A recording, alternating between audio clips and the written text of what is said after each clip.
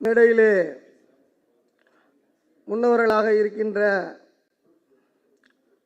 ஃபெய்ரா முன்னணி தலைவர்களே, ஃபெய்ரா உறுப்பினர்களே, உறுப்பினர் அல்லாதவர்களே, அனைவருக்கும் நிலத்தின் பயன் அனைத்து தரப்பு மக்களுக்கும் போய் சேர வேண்டும் என்ற லட்சிய பயணத்தில் பயணம் செய்து கொண்டிருக்கின்ற பரஞ்சோதி பாண்டியனின் அன்பு வணக்கங்கள்.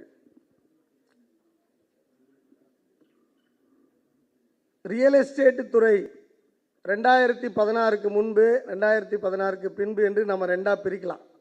எப்படி இயேசு கிறிஸ்து பிறந்ததற்கு பின்பு கிமு கிபி அப்படி நம்ம பிரிக்கிறோமோ, 2016க்கு முன்பு நம்முடைய தலைவர் ரியல் எஸ்டேட்டில் ஏதோ ஒரு பகுதியில் பண்ணிகிட்டு இருக்கலாம், ஏதோ ஒரு தொழில் சார்ந்து வேலை செஞ்சிட்ருக்கலாம், சங்கம் நடத்திட்டு இருக்கலாம்.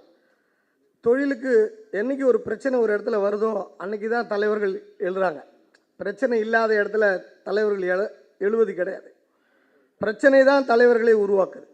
பிரச்சனைகள் தான் பிரச்சனையை தீர்ப்பதற்கான ஆளுமை உள்ள தலைவர்களை உருவாக்குது.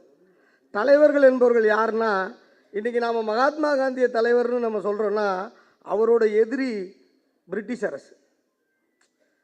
பிரிட்டிஷ் அரசு இருந்ததுனால தான் மகாத்மா காந்தி பெரிய தலைவர்.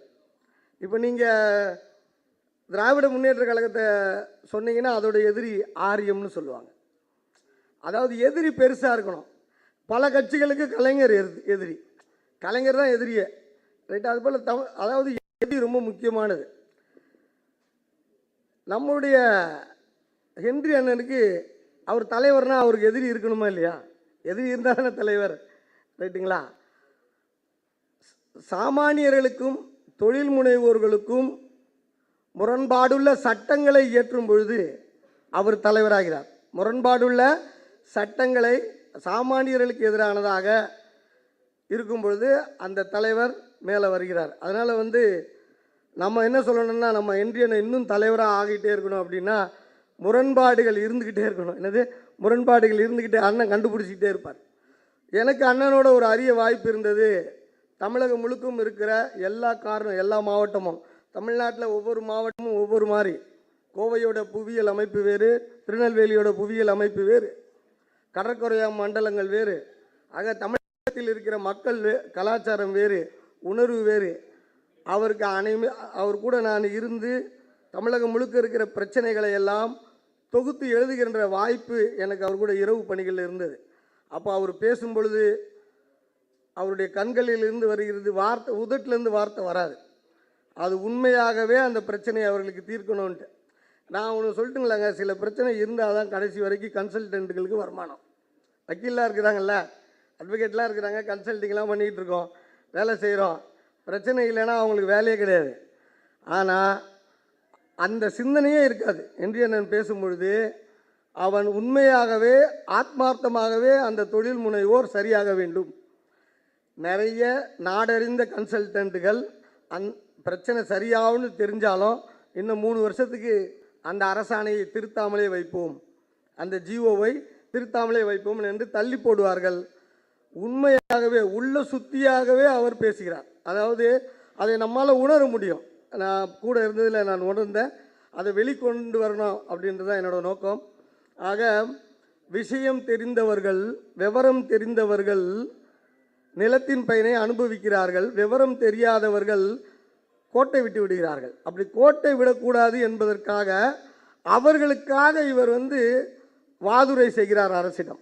அவருக்காக அரசுக்கிட்ட அவர் பேசுகிறார். அதை நேரடியாக பார்த்தேன். அதில் சத்தியம் இருக்கிறது. இது மட்டும் இல்லாமல் நம்முடைய ரியல் எஸ்டேட்டை பொறுத்த வரைக்கும் நீங்கள் ஒன்று புரிஞ்சுக்கணுங்க. அதாவது உணவு, உடை, இருப்பிடம் இப்படி தான் அந்த காலத்தில் அரசாங்கம் மக்கள்கிட்ட கொண்டு போய் சேர்த்துட்டாங்க. ஏன்னா அரசு கொடுக்கணும்னு நினச்சது பற்றாக்குறை மனப்பான்மை. முதல்ல உணவு, அப்புறம் உடை, அப்புறம் இருப்பிடம்னாங்க. ஆனால் அது கிடையாது. முதல்ல இருப்பிடம். ஒரு இருப்பிடத்தை ஒருத்தனுக்கு கொடுத்துட்டிங்கன்னா அவன் ஒரு மண்ணில் வாழ்ந்துட்டானா அவன் உடையை தேர்ந்தெடுத்துக்குவான், அவன் உணவை அவன் சம்பாரிச்சுக்குவான். அதாவது அவன் அதனை வசியப்படுத்தி கொள்வான். வீடுன்னு ஒன்று இருந்தால் உணவு, உடை அவன் வசியப்படுத்தி கொள்வான், அவன் அதை ஈர்த்து கொள்வான். இது முக்கியமானது. வீடு தான் எல்லாமே. இந்த வீட்டை உருவாக்கி கொடுக்கின்ற ஐஸ்வர்ய ஏஜென்ட்டுகள் தான் நம்மளுடைய ரியல் எஸ்டேட் தொழில் முனைவர்கள். அவனுக்கு எல்லாமே உருவாக்கி கொடுக்குறாங்க. என்னென்னா இண்டஸ்ட்ரி வரன்முறைப்படுத்தப்படாமல் ஒழுங்குபடுத்தப்படாமல் இருந்தது. தொழில் வந்து 2016க்கு முன்பு இல்லாமல் இருந்தது. அதனால் சட்டம் தெரியல, பாயிண்ட் தெரியல, தத்தளிச்சிட்டோம்.